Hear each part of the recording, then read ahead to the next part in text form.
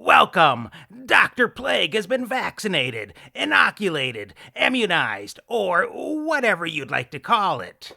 In this video, I'm going to give you a review of the entire ordeal, explain to you what I went through, talk about any side effects, etc. Unfortunately, we still have this Delta variant of COVID going around, so I still can't remove my mask. Anyway, before we get started, you may have noticed a lack of videos being put out by me recently. I have taken some time off to enjoy the summer with Mrs. Plague, but be assured I will be making more videos in the future, so please be patient. Now, back to the subject of vaccination. And as a disclaimer, every person is different, so don't expect you're going to have the same reactions that I had. Your mileage may vary, and probably will. After all, you've probably figured out that I'm not quite normal. Now, I did wait a while to get vaccinated to see how others reacted to it before subjecting myself to it, and I'm glad I did. I found out that some people I'm related to have had some pretty bad and possibly permanent side effects to the two-dose versions of the vaccines. In the interest of protecting privacy, I'm not going to mention who this happened to or what those side effects were. I'm sure those people don't want you to know they're related to someone like me. So, anyway, I decided that I would only go with the J&J vaccine. The hunt was on. I needed to find someplace administering the J&J vaccine. So, I went to a website, vaccines.gov or something like that, and it let me search for specific vaccines, such as J&J. There were a few places listed as having it in stock, so I tried calling some and just got an automated menu which wouldn't tell me what vaccines they had. I tried getting a human on the line, but the phone just rang and rang, so I decided to just drive to these places. After all, the government website says they have it in stock, so they should have it in stock, right? Nope, they didn't. And they all told me that they've never had it in stock. It's my understanding that the government distributed these vaccines, and if that's the case, shouldn't they have a clue who they gave it to? We wasted a whole day driving around searching for J&J. So, Mrs. Plague was nice enough to search the internet for pop-up locations that were administering the J&J, and she found one. It was quite far from our house, and for one day only, the following day.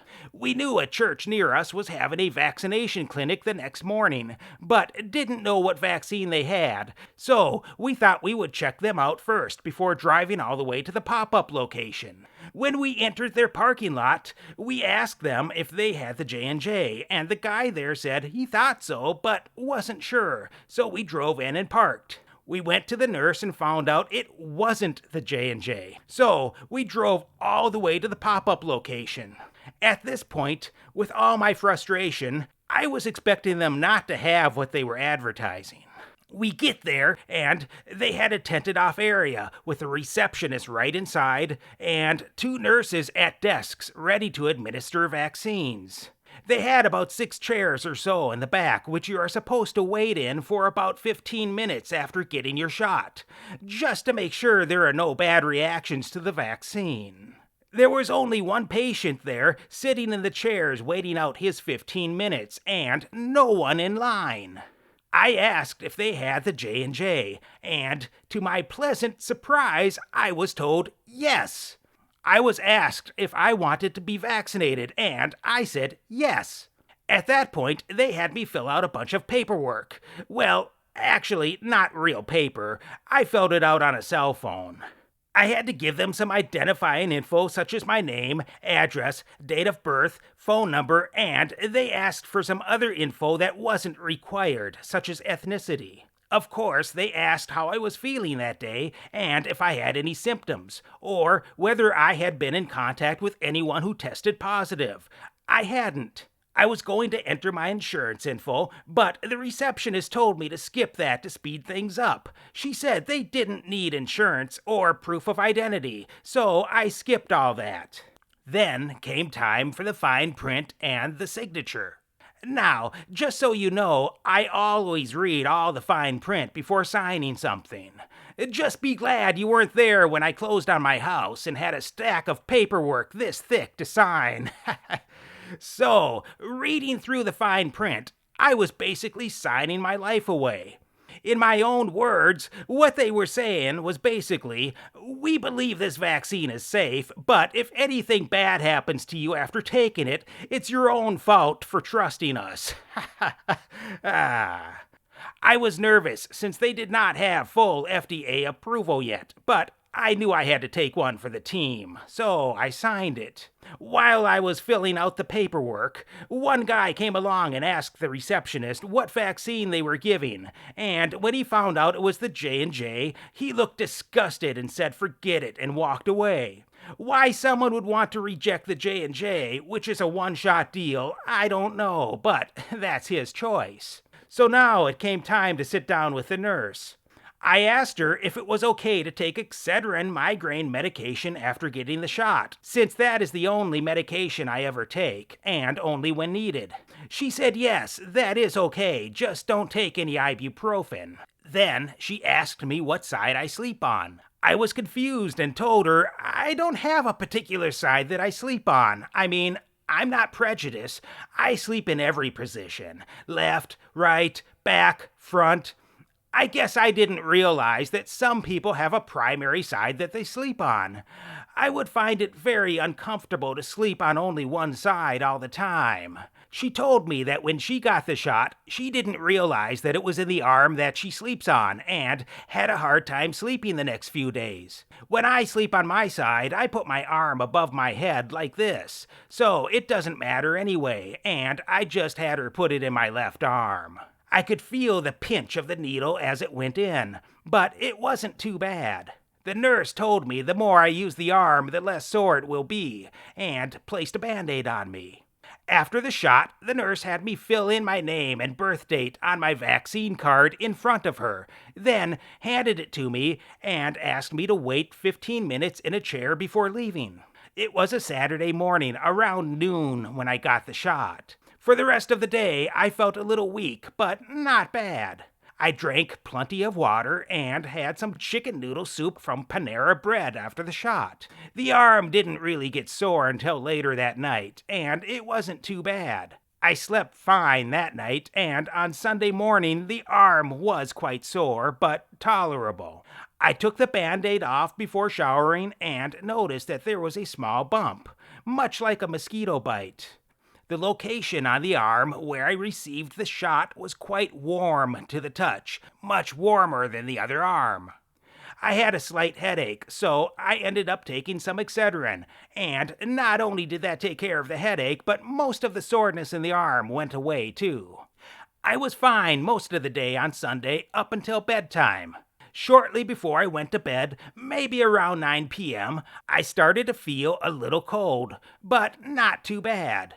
I just snuggled up in a blanket. I felt my forehead, and it wasn't hot to the touch. I went to bed around 10 p.m.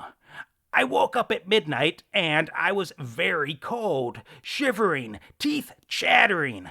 Basically, I was shaking the entire bed.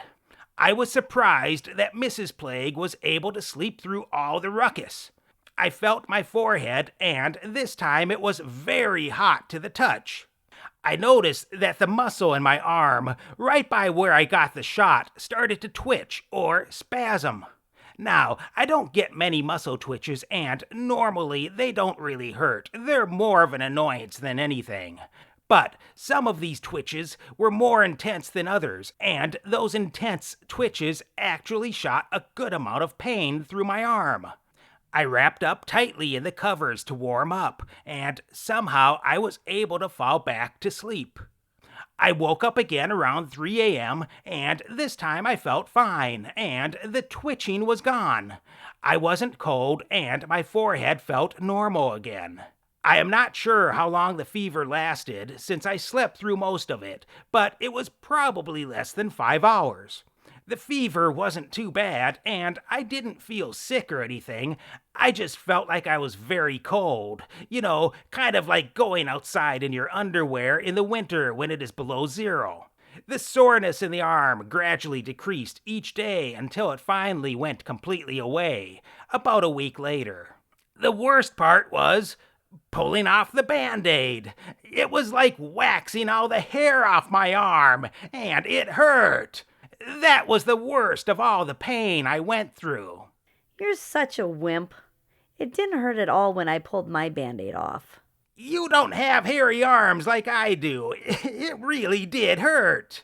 But seriously, the worst part was probably the frustration of trying to find the J&J vaccine. So I'm going to give this a rating on a scale of 0 through 10 on the Beakometer. 5 means it was exactly what I was expecting and hoping for. 0 through 4 indicates a below average experience, and 6 through 10 indicates an above average experience. I'm going to give this a rating of 4 on the Beakometer. Would I want to go through this vaccination again? Not unless I had to. So, thank you for watching. Please peck at that like button and don't forget to subscribe and peck at that notification bell. We'll see you next time, right here on Dr. Plague.